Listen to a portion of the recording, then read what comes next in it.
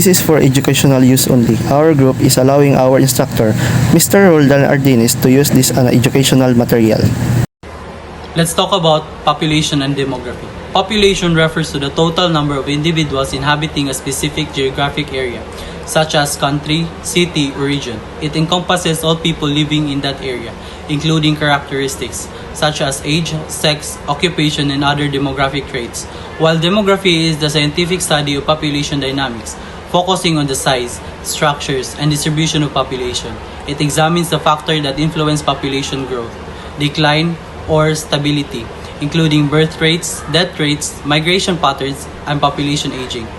Demographers use statistical method and data analysis to understand population trends and their implication for human societies. The relation between population and demography is that population is the subject of study in demography, while demography is providing a framework for understanding population dynamics, which is essential for addressing various social, economics, and environmental issues. By analyzing population trends and characteristics, demographers can identify patterns and predict future changes, informing policy decisions and interventions. The importance of understanding population dynamics is crucial for addressing various challenges, including: first, resource allocation, accurate projection for education, healthcare, housing, and infrastructure. Second, economic development. It impacts the economic growth, labor, markets, and social security. Third, environmental sustainability. It influences on resource consumption, waste, and environmental degradation. Last, social welfare, informing policies on healthcare, education, and social services for diverse groups. To sum up, population refers to the total number of individuals in a specific area, while demography is the study of population dynamics, and understanding population dynamics is vital for addressing various social, economics, and environmental challenges, and demography provides framework for analyzing and addressing these issues. Good day everyone, I am Decadent John Carlos Funares. My topic is all about theory of demographic transitions. The demographic transition theory describes how nation demographic structures have changes over time. It explains how societies from pre-industrial to industrialized economies, with high birth and death rates giving way to lower rates. The theory of demographic transitions describes the four major stages. First, pre-industrial stage. In this stage, both birth and death rates are high. The population growth is slowly due to poor healthcare, sanitation, and living conditions, which lead to high mortality rates. Second, urbanizing or industrializing stage. As a country begins to industrialize, death rates start to decline rapidly due to improvements in healthcare, nutrition, and sanitation. Then, mature industrial stage. In this phase, birth rates begin to decline as access to education and family planning increases. With economic development, families start to have fewer children, leading to slower population growth. And lastly, post-industrial stage. In this final stage, both birth and death rates are low. The population stabilizes or may even begin to decline as a family continues to have fewer children. High urbanizations, advanced healthcare, and improved living standards are common. The theory of demographic transition highlights the relationship between economic development and demographic changes, illustrating how improvements in health education and living conditions lead to lower birth and death rates over time. That's all for my topics. Global migration is a significant phenomenon today, driven by various social, economic, and political factors. Millions of people move across borders every year in search of better opportunities, safety, and quality of life. Key drivers of migration includes poverty, conflict, political instability, and environmental changes, like droughts or floods. Many migrants seek economic opportunities in more developed countries, while others are displaced by war or persecution, becoming refuge. Globalization plays a crucial role in migration. It has made the world more interconnected, easing the movement of goods, service, and people. Technologies like the internet, cheap air travel, and globalized labor markets allows people to learn about the access opportunities in other countries more easily. This interconnectedness has also created new challenges as countries face pressures to manage large migration flows, address labor shortages, and integrate diverse populations. Migration has both positive and negative impacts. Economically, migrants often fill vital roles in industries like healthcare, construction, and agriculture.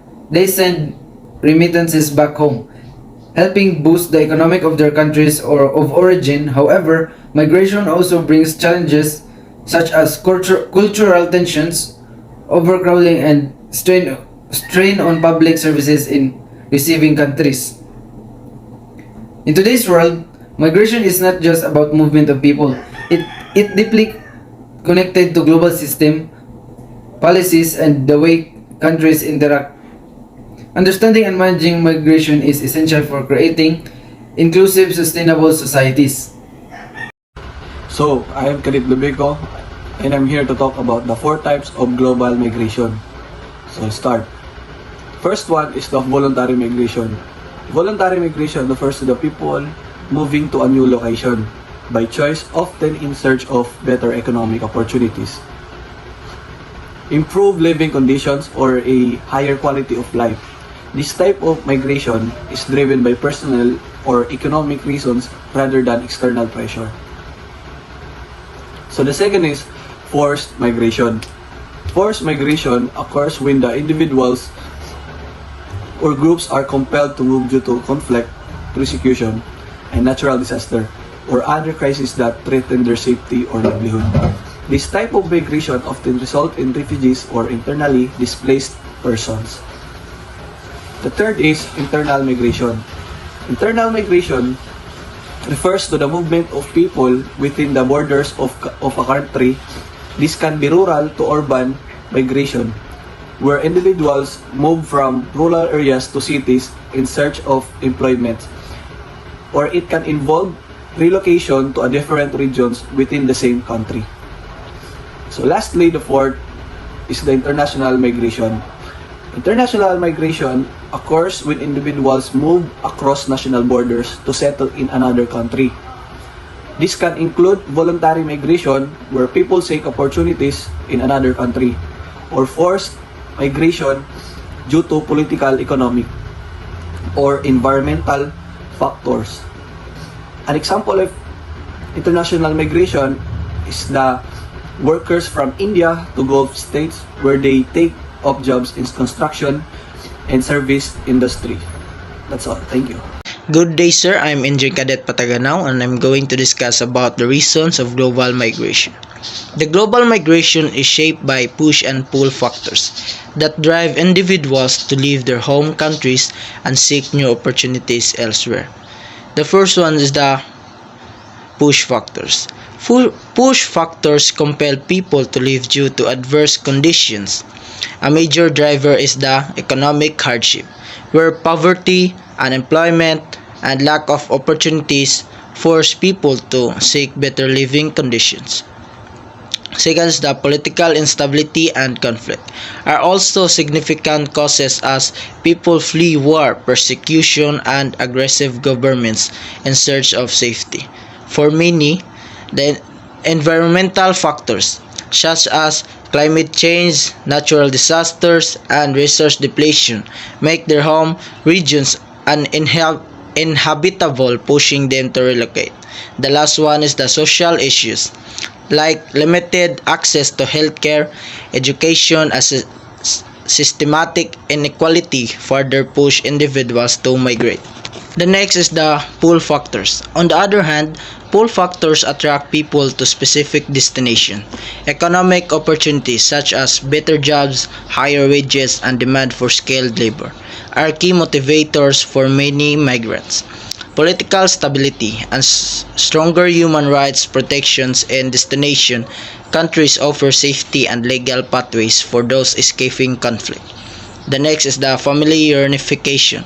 also plays a large role as migrants often move to join relatives who have already settled abroad. Additionally, access to better healthcare, education, and social services provides a higher quality of life, drawing people to countries with more developed infrastructure.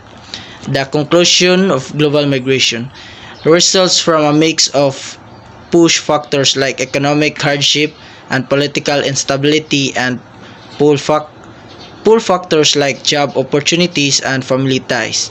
Migrants seek not only safety and security but also a chance for a better future, making migration a complex and multifaceted global phenomenon. That's all, sir. Thank you.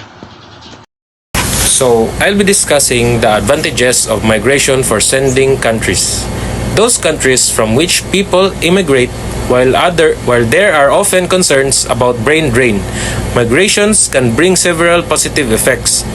First, one of the most significant benefits is the economic impact of remittances. Migrants working abroad send money back home, providing financial support to their families. These remittances boost household income, improve living conditions, and stimulate local economies. In fact, for many developing nations, remittances are a major source of national income. Second, migration helps reduce unemployment. In countries with limited job opportunities, people moving abroad alleviates pressure on the local labor market. This helps stabilize the economy and reduce poverty rates as more individuals find work elsewhere. Finally, we can't overlook the return of skilled workers. Some migrants gain new skills and knowledge abroad, which they bring back when they return home. This brain gain can contribute to local development, especially in areas like education, healthcare, and entrepreneurship, improving infrastructure and community development. In conclusion, while migration presents challenges, the benefits for sending countries through remittances reduce unemployment and returning talent are undeniable, and they play a key role in fostering economic and social development. That's all. So, good evening everyone. My topic is all about disadvantage for sending countries. Disadvantage for sending countries in the context of migration refer to the negative impacts these countries experience when a significant portion of their population migrates abroad. These are disadvantages. Number one is brain drain. One of the major drawbacks is the loss of skilled and educated workers. When professionals such as doctors, engineers, and academics leave for better opportunities in other countries, it weakens the sending countries' ability to develop and grow economically. The shortage of skilled labor can also affect sectors like healthcare, education, and technological innovation. Number two is economic dependency on remittance. While remittance money sent back home by migrants can provide financial support to families and the economy, the country can become overly dependent on this external income. This reliance can hinder local economies' growth and development. Such remittances are often used for assumption rather than the productive investment. Additionally, a decrease in remittance flow can destabilize the economy. So number three, we have demographic challenge. Migration often leads to an outflow of young workers, aged and individuals, which can result in a reduced labor force. This can affect the country productivity and economic potential. The population left behind may be older and less able to contribute to economic activity, creating challenges for social service and economic stability. So the advantage of for receiving countries migration brings several benefits to receiving countries, including number one, filling labor shortage. Migrants often take jobs in sectors facing labor shortage, such as agriculture, healthcare, and construction, which may otherwise suffer from insufficient labor supply. This helps sustain industries and ensures vital services remain operational. Number 2, contributing to economic growth. Migrants contribute to the economy through taxes, consumption, and entrepreneurship, providing significant boost to GDP. Their participation can boost productivity, increase demands for goods and services, and help drive innovation. Number 3, enhancing cultural diversity. Migrants enrich the cultural fabric of receiving countries, contributing to a more vibrant society. The introduction of new tradition, language, and perspective fosters greater creativity, tolerance, and social cohesion, benefiting social as a whole. Disadvantage for receiving countries. Migration brings many benefits to receiving countries, but it also possesses some challenges. So the first one is pressure on public services. Migration can put pressure on public services such as healthcare, education, and housing. And the second one is social tension. Migration can create social tension in receiving countries. This is particularly true when there are differences in culture, religion, or language between the local population and the newcomers. So the third one is job competition.